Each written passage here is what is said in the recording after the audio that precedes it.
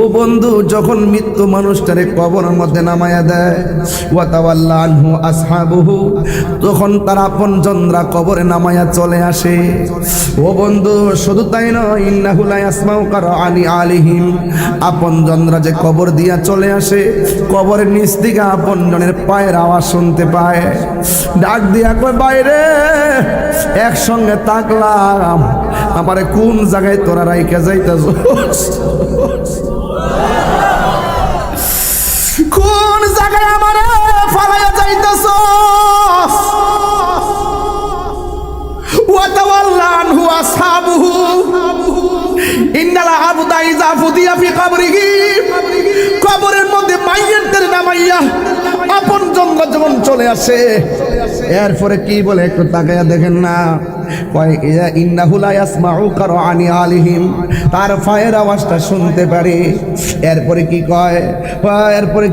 কয় আতাহু মালাকানে, যখন আপনজন চলে আসে, আমরা প্রায় মাহফিলের মধ্যে আব্বা বলি 40 কদম হাঁটিয়া আসিবে স্বজন, মুনকার নকির হাজির হইবে রে তখন। আতাহু মালাকানে, ওই সময় কবরের মধ্যে দুইজন ফেরেশতা নামবে। ফায়াকুদানিহি, ওই কবরে নামার পরে কবরবাসীরে তা উঠাইয়া বসাবে। এরপরে কি হবে? ফায়াকুলানে, ওই কবরবাসীকে তারা দুইজনে প্রশ্ন করবে। কি প্রশ্ন করবে? ওই ওয়ামা কুনতা তাকুলু ফি হাযা রাজুলি মুহাম্মদ, এই মুহাম্মদ সাল্লাল্লাহু আলাইহি সাল্লাম সম্পর্কে তুমি কি দুনিয়ায় কি বলতে? ফা আম্মাল মুমিন, কবরের মানুষটা যদি মুমিন হয়, ফায়াকুলু, সে বলবে আশহাদু আন্নাহু আব্দুল্লাহি ওয়া রাসূলুহু, সে বলবে মুহাম্মদ সাল্লাল্লাহু আলাইহি সাল্লাম হলো তিনি, আমি সাক্ষ্য দিচ্ছি তিনি আল্লাহর বন্ধু। এবার আমার আল্লাহ রাব্বুল আলামিনের পক্ষ থেকে একটা ফেরেশতা কবরের মধ্যে নামবে মুনাফিকদেরকে সাইজ করার জন্য। যেই ফেরেশতারা কানেও শুনে না, চোখ দিয়েও দেখে না, তার হাতের মধ্যে থাকবে একটা লোহার হাতুড়ি। আল্লাহু আকবার কোন, তার হাতের মধ্যে থাকবে একটা লোহার হাতুড়ি। চোখে দেখে না, কানে শুনে না, এই লোহার হাতুড়ি লইয়া এমন ভাবে কবরের মধ্যে তারা আঘাত করবে। আঘাত করতে করতে 70 গজ মাটি নিচে নিয়ে ঢুকাইয়া দিবে। এরপরে সে এমন ভাবে চিৎকার মারবে, কয়েক দুনিয়ার যত জীব জন্তু আছে সব তারা কান্নার আওয়াজ শুনবে। গায়রা সাকালাইন, দুইটা জাতি কবরবাসীর কান্নার আওয়াজ শুনবে না। জবান খুলে কোন কয়টা জাতি? দুইটা জাতি, গায়রা সাকালাইন। এই সাকালাইন মানে হলো জিন, আর একটা জাত হলো মানুষ। এই দুইটা জাত কবরের কান্নার আওয়াজ শুনবে না। আল্লাহর হাবিব বলেন, কবরের মানুষটা লোহার হাতুড়ি বাড়ি খাওয়ার পরে যেই কান্না করবে, এমন জোরে একটা চিৎকার মারবে, আল্লাহ আল্লাহ গো, ডাক মারবো, একেবারে জীবজন্তু জানোয়ার সবে, কিন্তু মানুষে শুনবে না। মানুষ যদি তার কান্নার আওয়াজ শুনতো, তাইলে মানুষের কানের পর্দা ফাইটা রক্তক্ষরণ হয়ে হয়ে লোকটা মারা যেত। এমন ভাবে সে কবরে কান্না করবে, মানুষের কান্নার আওয়াজ শুনবে না। আজকে আর এই হোলার পাশে গুরুস্থান আছে না নাই? এই গুরুস্থানে মানুষগুলা সুখী কিনা দুঃখে আছে? আপনার বাপটা কবরে সুখী কিনা দুঃখে আছে? আপনার দাদারা কবরে সুখী কিনা দুঃখে আছে? আপনি জানেন না, আমিও জানি না। এই কান্নার আওয়াজ আমাদের কানের মধ্যে আসে না কেন জানেননি? আল্লাহ মানুষ এবং জিন জাতিকে সৃষ্টি করেছে একমাত্র আল্লাহর গোলামি করার জন্য। গরুর বিচার হবে না, ছাগলের বিচার হবে না, অন্যান্য জীবজন্তুর বিচার হবে না, কিন্তু মানুষের হিসাব হবে, জিনেরও হিসাব হবে। এই জন্য দুইটা জাতিকে কবরের কান্নার আওয়াজ শুনতে দেয় না। বাড়ির পাশে আড়ি খোলা গুরুস্থানে মানুষ যেইভাবে বাঁচাও বাঁচাও করে কান্দে, ওই কান্নার আওয়াজ যদি আড়ি খোলার বাসায় ঢুকতো, একটা মানুষও ডরে বয়ে ঘুমাইতে পারতো না। আমার নবী, আপনার নবী বলেন, গায়রা সাকালাইন, এই মানুষ এবং জিন কান্নার আওয়াজ শুনবে না কেন? আল্লাহ কোরআনের মধ্যে বলে দিয়েছেন, ওয়ামা খালাকতুল জিন্না ওয়াল ইনসা ইল্লা লিয়াবুদুন। আল্লাহু আকবার। আল্লাহ রাব্বুল আলামিন বলেন, আমি মানুষ এবং জিন জাতিকে সৃষ্টি করেছি একমাত্র আমি সৃষ্টি করেছি একমাত্র আমি আল্লাহর গোলামি করার জন্য। এই জন্য যারা গোলামি কইরা কবরে যাবে তাদের জন্য জান্নাতের গালিচা বিছিয়ে দেওয়া হবে। আর যারা আল্লাহর গোলামি করবে না এদের কবরের মধ্যে লোহার হাতুড়ি দিয়ে আঘাত করা হবে। একদিন নয়, দুই দিন নয়, শত শত জনম কবরের মধ্যে পড়ে থাকবো, কেউ আমাদের কবরে বাতি দেওয়ার জন্য যাবে না।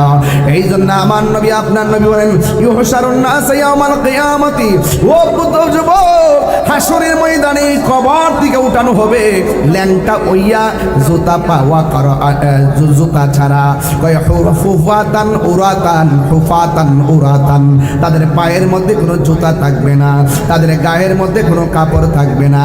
এই কবর থেকে শুধুমাত্র কবর আযাবটাই শেষ নয়, আমার নবী বলেন কবর আযাব হলো, কবরটা হলো আখিরাতের প্রথম মঞ্জিল। এই কবর যার ভালো হইয়া যাবে রে চান্দিনার বাবা, হাসরের ময়দানটা তার ভালো হইয়া যাবে। এই কবরে যে দরা খাইয়া যাবে হাসরের ময়দানেও সে দরা খাইয়া যাবে। এই জন্য কবরটাকে যদি আপনি আলোকিত করতে চান ঈমান লাগবে, আমল লাগবে। এই জন্য আমার বন্ধুগণ, হাসরের ময়দানে মানুষগুলাকে যখন তোলা হবে, আয়েশা সিদ্দিকা রাদিয়াল্লাহু তাআলা আনহা বলেন, ও নবী গো, কবর থেকে মানুষ হাসরের ময়দানে উঠবে, কাপড় থাকবে না, পায়ের মধ্যে জুতা থাকবে না। আমরা জানতে চাই এই কাপড় যে থাকবে না, একজন আর একজনের দেখে ফেলাইব, এটা কেমন একটা লজ্জার মাঠ। আল্লাহর হাবিব কয়, আয়েশা রে, ও আয়েশা, এই মাঠটা এমন মাঠ হবে একটা সেকেন্ডের জন্য তাকাইবার কোনো সময় পাবে না। মায়ের সামনে দিয়ে সন্তান যাবে, কেউ টের পাবে না রে বাবা। মায়ের সামনে দিয়ে সন্তান যাবে, সন্তান মাকে চিনবে না, বাবাকে চিনবে না। ইয়াউমা কুল্লা উনাসিম বিইমামিহিম, হাসরের ময়দানে যার যার ইমামের নাম ধরে ডাক দিল, ও ইমাম তোমার সঙ্গী নিয়ে আসো, জোরে কোন সুবহানাল্লাহ। এই দুনিয়াতে পীর মুরিদি নকল না, এটা আসল সিস্টেম। হাসরের ময়দানে প্রত্যেক ইমামকে ডাক দেওয়া হবে তার মুসল্লি নিয়ে হাজির হওয়ার জন্য। আল্লাহর ছায়াবিনে কোনো ছায়া থাকবে না। আল্লাহর হাবিব বলেন, সেই দিন মানুষ এত কান্না করবে, সেই দিন আল্লাহর ছায়াবিনে কোনো ছায়া থাকবে না। আল্লাহ রাব্বুল আলামিন এই কঠিন মুসিবতের সময় 7 প্রকার মানুষকে আল্লাহ আরশে আজিমের নিচে ছায়া দিবেন। এক প্রকার মানুষ হলো যেই মানুষ দুনিয়াতে বেশি বেশি ন্যায় বিচার করত। আজকে আমার সমাজের ভিতরে ঘুষ পইরা গেছে, ঘুষের কারণে আমরা বিচার করতে পারি না, কথা বলেন ঠিক কিনা?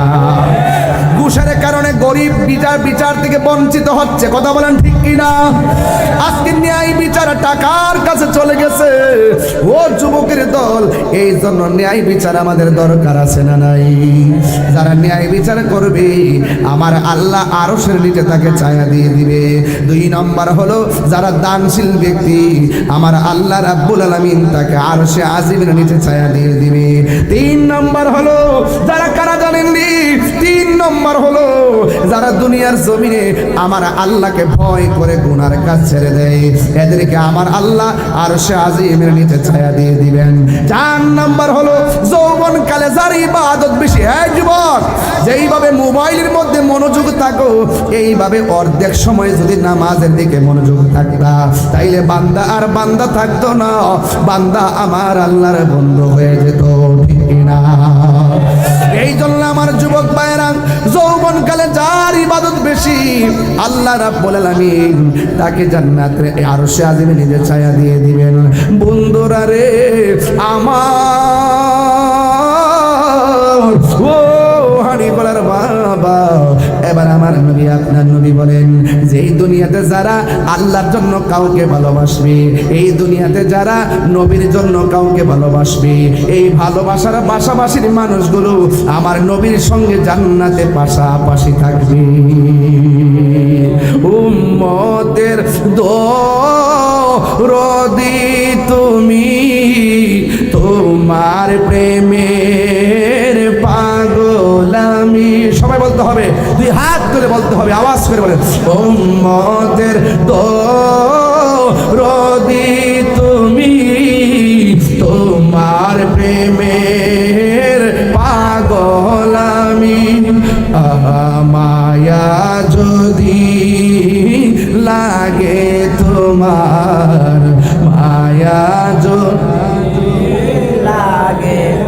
মার দাও না দেখা ঘুমের ঘরে রাসূল তোমায় ভালোবাসি মনহৃদয় জারি করি বুকের মাঝে জ্বালায় আমার দূর হবে তো মার দিদারে দূর হবে তো মার দিদারে উম্মতের দরদি তুমি তোমার প্রেমের পাগল আমি বলো উম্মতের দরদি তুমি তোমার প্রেমে পাগল আমি মায়া যদি লাগে তোমার মায়া যদি লাগে তোমার দাও না দেখা ঘুমের ঘরে রাসূল তোমায় ভালোবাসি মনহৃদয় জারি করি। এটা জবান বন্ধ রাখবেন না, মহব্বতে মায়ার সুরে বলুন সুবহানাল্লাহ। আমার বন্ধুগণ, রাত্র প্রায় 11:30টার কাছাকাছি বেজে গেছে। স্টেজের মধ্যে উঠলাম 50 মিনিট হয়ে গেছে, কিন্তু আপনার আমার জীবন থেকে সময়টা চিরদিনের জন্য চলে গেছে। এখন হয়তো টাকা দিয়েছেন, আল্লাহ বলেছেন দান করো।